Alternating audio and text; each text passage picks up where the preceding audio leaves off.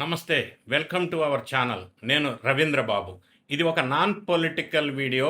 విమానానికి జరిగిన ఒక దుర్ఘటన గురించి ఈ వీడియోలో విశ్లేషణ చేసే ప్రయత్నం చేస్తాను. అందరికీ ఉపయోగపడే విధంగా. సముద్ర మట్టానికి సుమారుగా 30,000, 35,000 అడుగుల ఎత్తులో విమానం గాల్లో ప్రశాంతంగా అలా వెళ్తూ ఉంది. సీట్ బెల్ట్ సైన్ ఆఫ్ అనే ఇండికేషన్ కూడా ఉంది. ఇది జనరల్గా నార్మల్ కండిషన్ అని చెప్పవచ్చు. కానీ ఒక్క సెకండ్లో విమానం ఉన్న పళంగా 300 అడుగుల కిందకి పడిపోయింది. అంటే సీరియస్ టర్బులెన్స్, కుదుపులు. మనుషులు, లగేజ్ బాక్సులు, కాఫీ కప్పులు ఒక్కసారిగా గాల్లో లేచి విమానం సీలింగ్ని గుద్దేసి కిందకి పడిపోయే పరిస్థితి. పసిపిల్లల ఏడుపులు, కేకలు, గాయాలు. ఇక మనం బతకం అని ప్రయాణికులు ప్రాణాలు గుప్పెట్లో పట్టుకున్న క్షణాలు. Yes, Air India Phuket to Delhi AI 2379 విమానంలో అసలు మొన్న మంగళవారం ఏం జరిగింది? లేటెస్ట్గా ఈ దుర్ఘటన. రాడార్లో కనిపెట్టలేని ఆ కనిపించని శత్రువు ఎవరు? సీట్ బెల్ట్ సైన్ ఆఫ్లో ఉన్నప్పుడు కూడా ప్రయాణికుడు భద్రతకు బాధ్యత ఎవరిది? డీజీసీఏ చట్టాలు, ఏవియేషన్ ప్రోటోకాల్స్ మరియు అంతర్జాతీయ కన్జ్యూమర్ లీగల్ రైట్స్ ప్రకారం బాధితులకు ఎలాంటి నష్టపరిహారం లభిస్తుంది?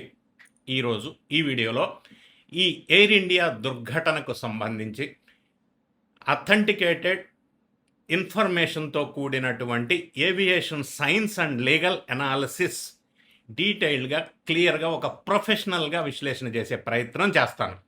ఫస్ట్ అసలు ఇన్సిడెంట్ నేరేషన్, అక్యురేట్ నేరేటివ్ అసలు ఎక్కడ ఏం జరిగిందనేది చూసినట్టయితే, వివరాల్లోకి వెళ్ళినట్లయితే, థాయిలాండ్లో పుకెట్ నుంచి భారత రాజధాని ఢిల్లీకి బయలుదేరింది ఎయిర్ ఇండియా విమానం నంబర్ AI 2379. ప్రయాణం సగానికి పైగా ముగిసిపోయింది ఆల్రెడీ. విమానం క్రూజింగ్ ఆల్టిట్యూడ్లో, అంటే నార్మల్ స్టేజ్లో ఉన్న సమయంలో అకస్మాత్తుగా తీవ్రమైన వాతావరణ మార్పులు సంభవించినాయి. సాధారణంగా ఏరోప్లేన్ ఎప్పుడైనా ప్రయాణిస్తున్నప్పుడు seat belt sign on off సూచనలు చేస్తారు. ఆ క్రూ ప్లస్ ఇండికేషన్స్ వస్తాయి. ఈ ప్రమాదం జరిగే సరిగ్గా కొన్ని సెకండ్లకు ముందు సీట్ బెల్ట్ సైన్ అనేది ఆఫ్ ఇండికేషన్ ఇచ్చారు. దీంతో ప్రయాణికులు జనరల్గా రిలాక్స్ అవుతారు. కొందరు నడుము వాల్చగా, మరికొందరు కాఫీలు తాగటం, కొద్దిగా రిలాక్స్డ్ మూడ్లో ఉన్నారు. సరిగ్గా అదే సమయంలో అత్యంత తీవ్రమైన తుఫాన్ గాలులు, అంటే ఎక్స్ట్రీమ్ టర్బులెన్స్, భారీ కుదుపులు విమానాన్ని బలంగా ఢీకొట్టాయి.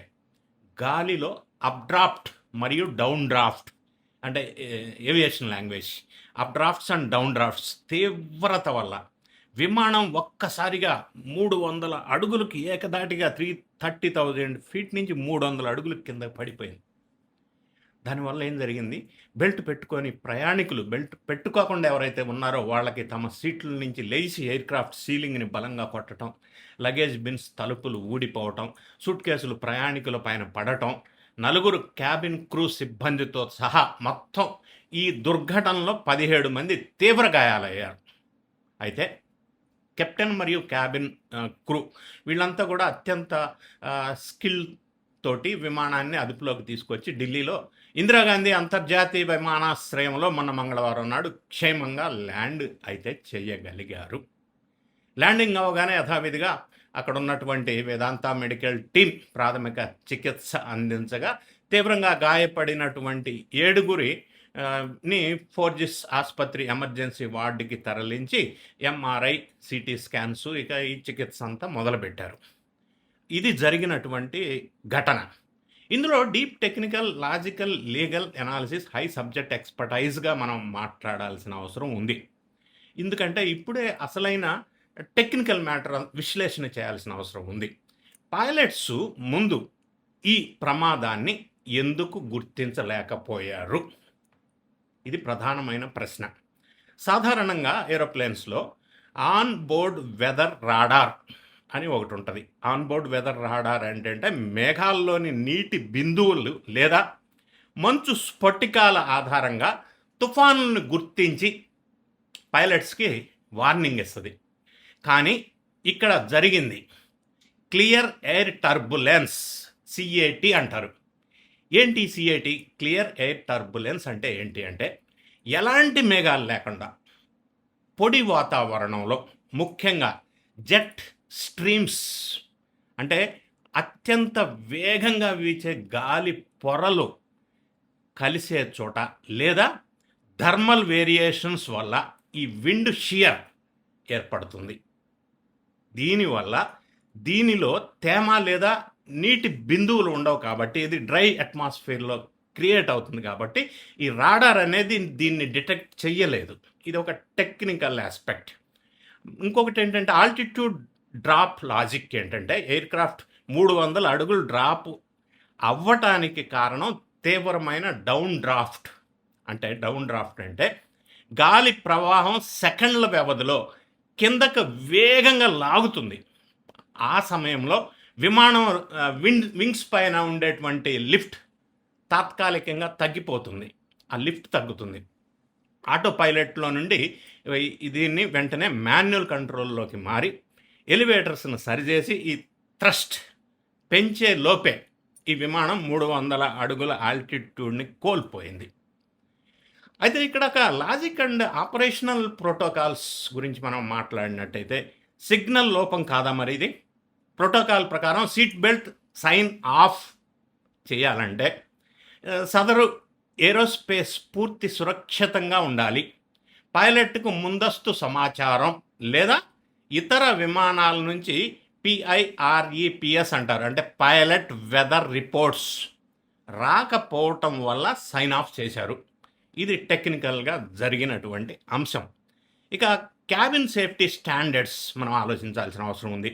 సీట్ బెల్ట్ సైన్ ఆఫ్లో ఉన్నా కూడా ఎప్పుడు మీ సీట్లో కూర్చున్న సీట్ బెల్ట్ని వదులుగానైనా, లూజ్లీ ఫాస్టెండ్ అంటారు, వదులుగానైనా పెట్టుకొని కట్టుకొని ఉండాలి అనేది అంతర్జాతీయ ఏవియేషన్ సేఫ్టీ నిబంధనలు చెప్తున్నాయి. మరి ఇది మీకు ఎంతమంది తెలుసు? కానీ ప్రయాణికులకి దీనిపైన పూర్తి అవగాహన కల్పించడంలో ఏవియేషన్ రంగానికి చెందిన లోపం ఉందా? మనం పూర్తిగా వదిలేయకూడదు, దాన్ని లూజ్గా పెట్టుకొని ఉండాలా. అది ఏవియేషన్ రూల్స్, అందులో అవేర్నెస్ కలిగించడం లేదు.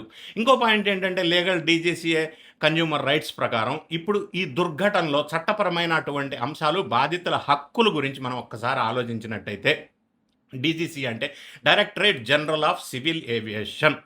ఇది విచారణ చేసేటువంటి సంస్థ. భారత్లో ప్రతి తీవ్రమైన ఇన్సిడెంట్పై డీజీసీఏ నిబంధనల ప్రకారం విచారణకు ఆదేశిస్తుంది.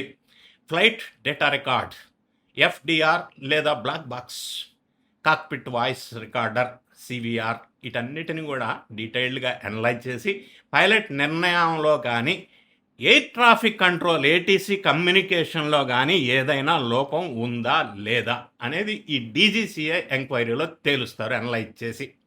ఇక అంతర్జాతీయ చట్టం దీని ప్రకారం, అంటే మాంట్రియల్ కన్వెన్షన్ 1999 దీని ప్రకారంగా అంతర్జాతీయ విమాన ప్రయాణాల్లో ప్రయాణికులకు గాయాలైనా లేదా ప్రాణ నష్టం జరిగిన ఇప్పుడు మనం మాట్లాడినటువంటి మాంట్రియల్ కన్వెన్షన్ ఆర్టికల్ 17 అనేది అప్లికబుల్. అంటే స్ట్రిక్ట్ లయబిలిటీ, కఠినమైనటువంటి బాధ్యత ఉంటుంది వాళ్ళకి. ఎలాగో దీని రెస్పాన్సిబిలిటీ ఒకసారి వివరించే ప్రయత్నం చేస్తాం. ప్రమాదానికి కారణం ప్రకృతి వైపరీత్యమైన లేదా సాంకేతిక సమస్య అయినా, విమానంలో లేదా ఎంబార్కింగ్ లేదా డిజెంబార్కింగ్ సమయంలో ప్రయాణికుడికి శరీరంలో గాయాలైతే, అంటే బాడీలీ ఇంజూర్, విమానయాన సంస్థ ప్రాథమిక పరిహారం ఖచ్చితంగా చెల్లించాల్సిందే. ప్రయాణికుడి వైపు నిర్లక్ష్యం ఉంటే తప్ప ఎయిర్లైన్ బాధ్యత నుంచి తప్పించుకోలేదు, నష్టపరిహారం ఇవ్వాల్సిందే. నష్టపరిహారంపై వైద్య ఖర్చులు, వీటి గురించి ఆలోచించినట్టయితే, ఫోర్టిస్ ఆసుపత్రిలో ఇప్పుడు ప్రజెంట్ ఈ దుర్ఘటనలో చికిత్స పొందుతున్నటువంటి బాధితుల పూర్తి వైద్య ఖర్చులతో పాటు ఢిల్లీలో చికిత్స పొందుతున్నారు. వారికి జరిగినటువంటి శారీరక మానసిక ఆవేదన, pain and suffering, air India తగిన నష్టపరిహారాన్ని కన్జ్యూమర్ ప్రొటెక్షన్ యాక్ట్ మరియు అంతర్జాతీయ ఏవియేషన్ రూల్స్ ప్రకారంగా పూర్తిగా చెల్లించాల్సిన అవసరం ఉంది. ఇప్పుడు ఈ బాధితులకి చెల్లిస్తారు కూడా. ఇది చట్ట పరిజ్ఞానం. ఇక సో ఫ్రెండ్స్, విమాన ప్రయాణం ప్రపంచంలో అత్యంత సురక్షితమైన ప్రయాణ మార్గమే కావచ్చు. కానీ ప్రకృతి శక్తుల ముందు ఎంతటి లేటెస్ట్ అడ్వాన్స్డ్ టెక్నాలజీ అయినా ఒక్కోసారి నిరంతరంగా సవాలు ఎదుర్కొంటూనే ఉంటుంది. సహజంగా ఇది కూడా ప్రిపేర్ అయి ఉండాలి మనం. ఈ దుర్ఘటన మనందరికీ ఇచ్చే అత్యంత ముఖ్యమైన మెసేజ్ ఏంటంటే, నాకున్న పరిజ్ఞానం మేరకు ఏరోప్లేన్‌లో కూర్చున్నప్పుడు seat belt sign off signal ఉన్నప్పటికీ, మీరు మీ సీట్‌లో ఉన్నంత కాలం, కూర్చున్నంత కాలం ఈ సెక్యూరిటీ బెల్ట్‌ని వదులుగా లూజుగానైనా సరే ఎప్పుడూ దాని మీద పెట్టుకొని ఉంచాలా, తీసివేయకూడదు. ఇది సేఫ్టీ ప్రికాషన్ ఫాలో అవ్వాల్సిన అవసరం ఉంది. ఇప్పుడు ఈ ఎయిర్ ఇండియా AI 2379 ఘటనపై మరియు విమానయాన భద్రతపై మీ అభిప్రాయం ఏంటి? ఇటువంటి ఘటనలు జరుగుతున్న నేపథ్యంలో మీ ఎక్స్‌పీరియన్స్ ఏంటి? మీ కామెంట్ ఏంటి? కామెంట్ రూపంలో తెలియజేయండి. ఇటువంటి ప్రొఫెషనల్, అథెంటికేటెడ్ అండ్ లీగల్ విశ్లేషణల కోసం సామాజిక, ఆర్థిక, రాజకీయ అన్ని సకాల అంశాలని మీరు తెలుసుకోవాలి అనుకుంటే మన ఛానల్‌ని సబ్స్క్రైబ్ చేసుకోండి.